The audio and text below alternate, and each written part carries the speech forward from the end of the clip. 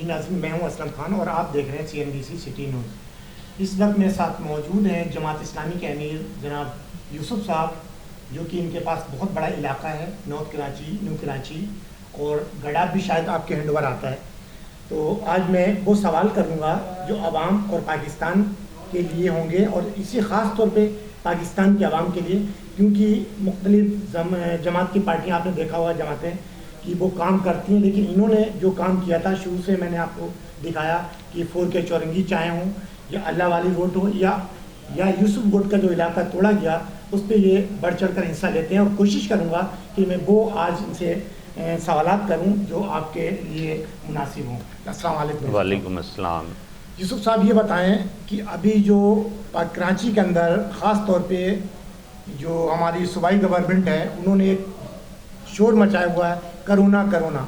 میں دیکھتا ہوں کہ میں مختلف جگہ پہ کوریج کرتا ہوں اور دیکھتا ہوں کہ وہاں پہ سٹی کورٹ ہو یا کوئی اور علاقے ہو، وہاں پہ کھلے عام بغیر ماسک لوگ گھوم رہے ہیں۔ تو ہماری باقی عوام یا مارکیٹوں میں کیا یہ بیوقوف بنایا جا رہا ہے بزنس مینوں کو، جن سے پوری پاکستان چلتا ہے؟ کراچی سے جو بزنس مین، جو ہماری تنظیمیں ہیں اپنا مارکیٹوں کی، وہ ان کو ٹیکس بھی دیتی ہیں، لیکن اس کے باوجود ان کے ساتھ بہت ظلم ہو رہا ہے اور مارکیٹیں بند کی جا رہی ہیں۔ تو ایسا کیوں؟ آپ کیا کہیں گے اس پہ؟ سب سے پہلے تو میں CNBC سٹی نیوز کا شکر گزار ہوں کہ انہوں نے مجھے مدعو کیا اور آج کراچی کے حوالے سے کچھ تبادلہ خیال کا ایک موقع فراہم کیا ہے۔ دیکھیں، کرونا کے حوالے سے کرونا بہرحال ایک حقیقت ہے اور پوری دنیا کے اندر پھیلا ہے، لیکن حکومت سندھ جس طرح کی ایفیشنسی اس وقت کرونا کے حوالے سے دکھا رہی ہے، وہ خود عوام کے لیے ایک پریشانی اور عذاب کی صورت بن چکی ہے۔ ہم تو یہ سوال کرتے ہیں کہ آپ نے لاک ڈاؤن لگا دیا تو پورے صوبے میں لاک ڈاؤن کا اعلان ہوا، لاڑکانہ میں کیا لاک ڈاؤن موجود ہے، دادو میں کیا لاک ڈاؤن موجود ہے، دیگر شہروں کے اندر اس کی کیا صورتحال ہے؟ ہمیں تو جتنی بھی چینلز کے ذریعے سے مختلف ٹی وی اسکرین پہ جو کچھ نظر آتا ہے، اس میں کہیں بھی لاک ڈاؤن جو ہے وہ نظر نہیں آتا۔ لیکن کراچی کے ساتھ ایک عجیب و غریب رویہ ہے ان کا کہ کراچی کو بند کرنا، کراچی کو تباہ کرنا، کراچی کی معیشت کے پہیے کو جام کرنا، یہ لگتا ہے کہ ان کا ایجنڈا بن گیا ہے۔ اچھا، اگر لاک ڈاؤن کرنا اتنا ہی ضروری ہو گیا تھا اس موقع کے اوپر، تو یہ بتائیے کہ آپ نے اس کے لیے کیا انتظام کیا ہے؟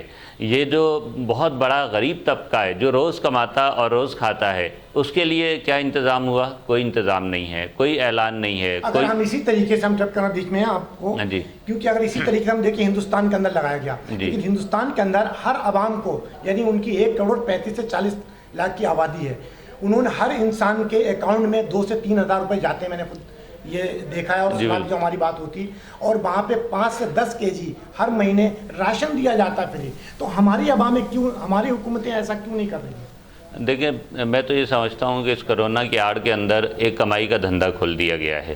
اب ایک طرف لاک ڈاؤن اور دوسری طرف ویکسین لگوانے کے لیے جتنا دباؤ، جتنا پریشر ڈالا جا رہا ہے عوام کے اوپر، میں سوال کرتا ہوں کہ کیا آپ کے پاس کراچی 3 کروڑ آبادی کا شہر ہے، چلیں بچوں کو آپ نکال دیجئے، کچھ نوجوانوں کو، کم عمر لوگوں کو نکال دیجئے، تو کچھ نہیں تو 2.5 کروڑ، 2.25 کروڑ کی آبادی ہے۔ کیا حکومت سندھ کے پاس 225 ویکسین موجود ہے؟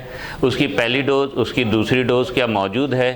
اور پھر آپ نے اس کے لیے انتظام کیا کیا ہے؟ یعنی شہر کے اندر کتنے سینٹر موجود ہیں کہ جس کے اوپر ویکسین لگائی جا سکتی ہے؟ کیا اب تک وہ سارے ویکسین سینٹر خالی پڑے تھے جو آپ نے سب سے پہلے اعلان کیا کہ ہم سم بند کر دیں گے؟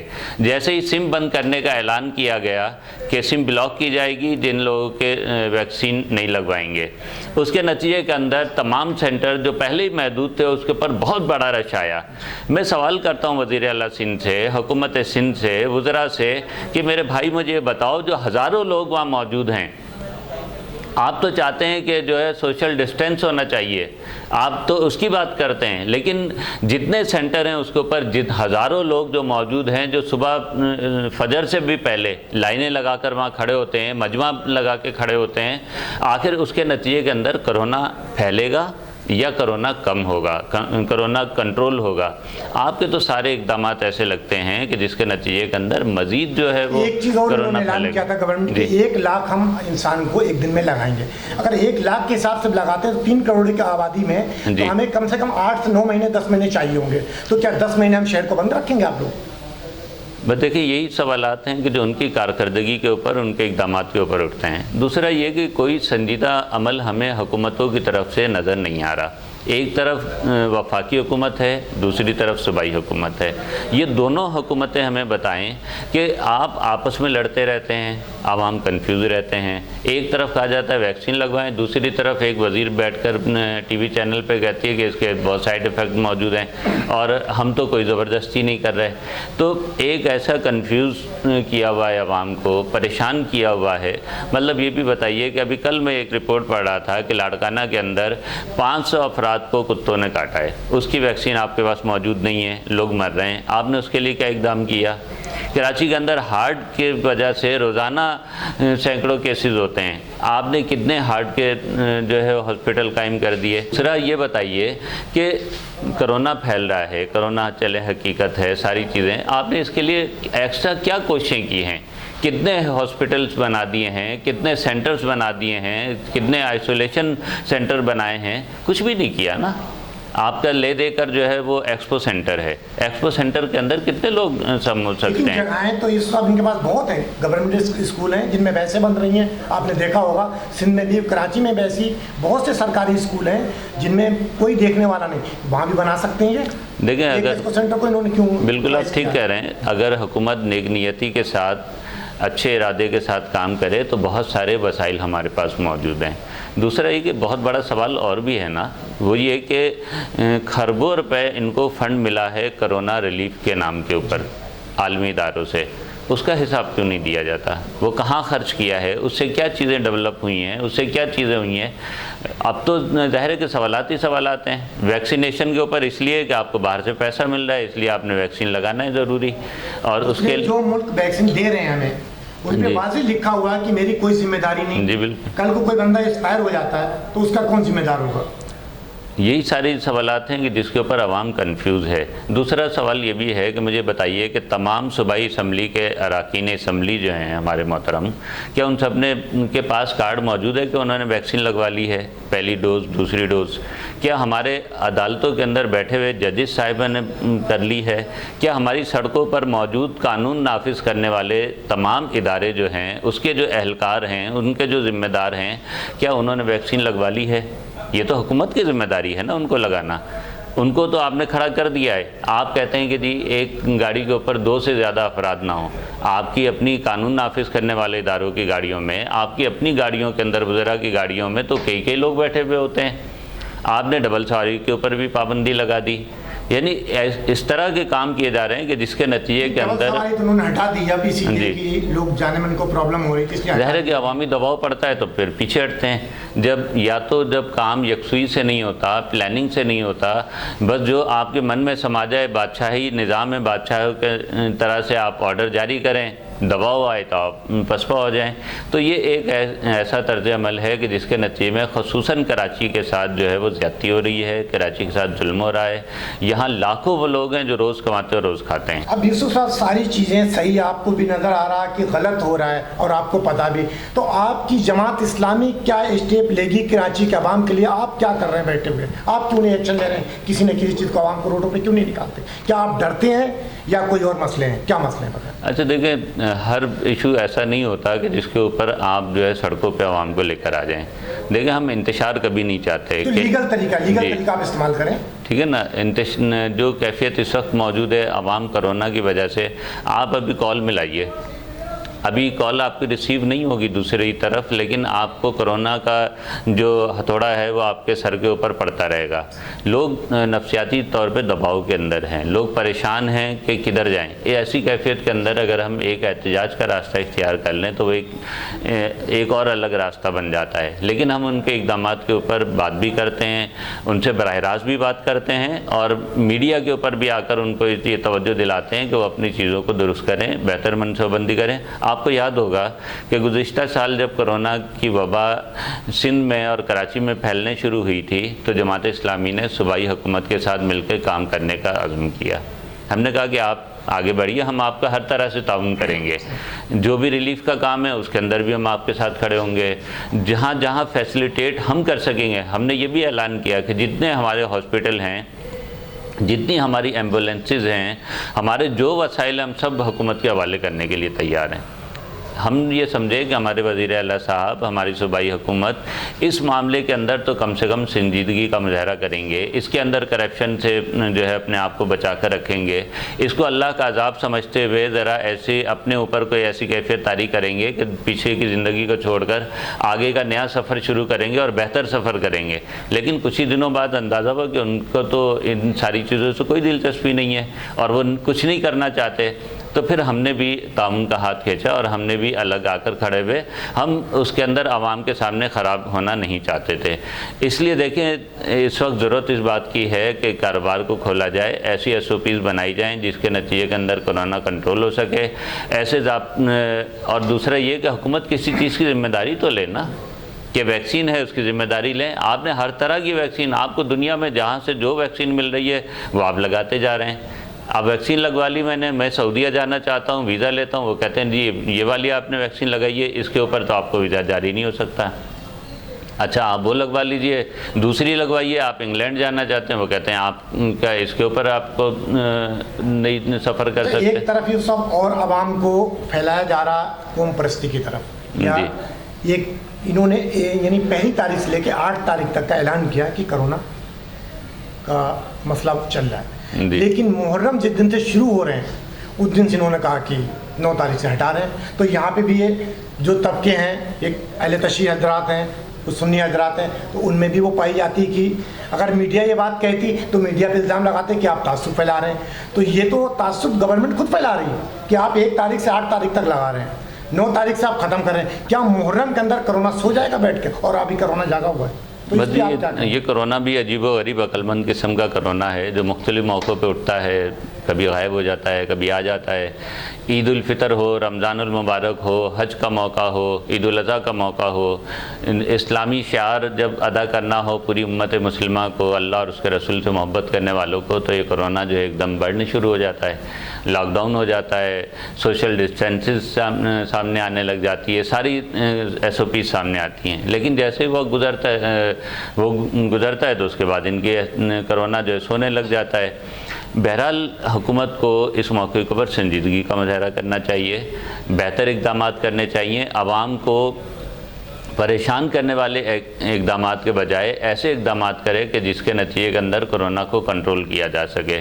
یہ بات ٹھیک ہے کہ ہماری معاشی جس طرح کا صورتحال ہے اس کے اندر ہم بڑا لاک ڈاؤن افورڈ نہیں کر سکتے، حکومتیں بھی جس طرح کی ہیں وہ عوام کو اس میں ریلیف نہیں دے سکتی، تو لہٰذا ایک ایسی حکمت عملی بنائی جائے جس کے نتیجے کے اندر ہم بہتر دیکھیں۔ اس موقع کے اوپر ایک اور اہم بات ہے کہ ہمارے تعلیمی ادارے خصوصاً صوبہ سندھ کے اندر تعلیم کا جو پہلے ہی بیڑا غرق ہے، پہلے ہی تباہی کے دہانے پہ کھڑی ہوئی ہے، جیسی تیسی جو تعلیم تھی وہ بھی آپ نے 1.5 سال کے اندر اس کو مذاق بنا دیا ہے۔ آپ اس کے لیے کوئی پالیسی نہیں ہے آپ کے پاس، بازار کھلے ہوتے ہیں، پارک کھلے ہوئے ہیں، شادی ہال کھلے ہیں، لیکن تعلیمی ادارے بند ہوں گے۔ آپ مجھے بتائیے کہ ابھی تک کے جتنے اعداد و شمار ہیں اس کے اندر کم عمر لوگ کتنے شکار ہوئے ہیں کرونا کا؟ بہت کم تعداد ہے، نہ ہونے کے برابر ہے۔ اور پھر یہ کہ اس میں اموات کا کیا تناسب ہے، وہ اس سے بھی نہ ہونے کے برابر ہے۔ اور آپ سب سے زیادہ جو پابندیاں لگاتے ہیں وہ تعلیم اداروں کے اوپر لگاتے ہیں۔ اس کا نتیجہ یہ ہے کہ آپ کا ایجنڈا کچھ اور ہے۔ آپ کراچی کو ہر طرح سے جو ہے تعلیم کے میدان میں پیچھے دھکیلنا چاہتے ہیں، معاشی طور پہ پیچھے کرنا چاہتے ہیں، اور آپ کے پیش نظر کچھ اور چیزیں ہیں، اور اس کے نتیجے کے اندر ایک کرپشن کا ایسا دروازہ کھلتا ہے، لوٹ مار کا ایسا دروازہ کھلتا ہے کہ جس کے نتیجے کے اندر عوام جو ہے مزید عذاب کے اندر آتے ہیں۔ لہٰذا اس وقت ضرورت اس بات کی ہے کہ حکومت اپنی پالیسیوں پر، اپنے اقدامات پر جو ہے توجہ دے، انہیں درست کرے، ورنہ جو کچھ آج یورپ میں ہو رہا ہے، آپ بھی جانتے ہیں، ہم بھی جانتے ہیں کہ یورپ کا پڑھا لکھا طبقہ اب سڑکوں پہ آ گیا ہے، وہ ویکسین کے خلاف بھی آ گیا ہے، وہ پابندیوں کے خلاف بھی آ گیا ہے، اور حکومتیں مجبور ہونے لگی ہیں کہ بالکل سرنڈر ہو رہی ہیں۔ لہٰذا عوام کو بہتر طبی سہولیات دی جائیں، اپنے ہسپتالوں کے نظام کو وسیع کیا جائے، جتنا پیسہ باہر سے امداد ملی ہے اس کا بہتر استعمال کیا جائے، اور عوام کو کے اندر شعور ڈیولپ کرتے ہوئے کرونا سے بچنے کی اور بچا کے رکھنے کی جو ہے تدبیر جو ہے اختیار کی جائے۔ آپ کی باتوں سے یہ لگتا ہے کہ آپ نے کہا کہ کراچی کو ہی ٹارگٹ کیا جاتا ہے، اور کراچی ہی ایک ایسا شہر ہے پاکستان کا جو پورے پاکستان کو پالتا ہے، تو آپ کے سمجھ میں کس کے ایجنڈے پہ یہ گورنمنٹ کام کر رہی ہے؟ دوسرا سوال یہ ہے کہ کہیں ہمیں یہ بھی لگ رہا کہ وفاق کیا کہہ رہی اور صوبائی گورنمنٹ کیا کہہ رہی، تو کہیں یہ نورا کشتی تو نہیں چل رہی اور عوام کو بیوقوف بنا رہی دونوں مل کر؟ دیکھیں بات یہ ہے کہ عوام کو بیوقوف بنانے والی جو بات ہے وہ تو ان کا پرائم ایجنڈا ہے، اسی کے اوپر ان کی حکومتیں چل رہی ہیں، 12 سال سے یہ بیٹھے ہوئے ہیں، وہ وہاں پر جو ہے بڑے بڑے دعوے کر کے آج ہر چیز سے یو ٹرن لے چکے ہیں، تو ان کا ایجنڈا تو ظاہر ہے کہ عوام تو اس کے اندر صرف بیوقوف بننے کے لیے، اس کا استحصال ہونے کے لیے، اسے تباہ اور برباد کرنے کے لیے ہے۔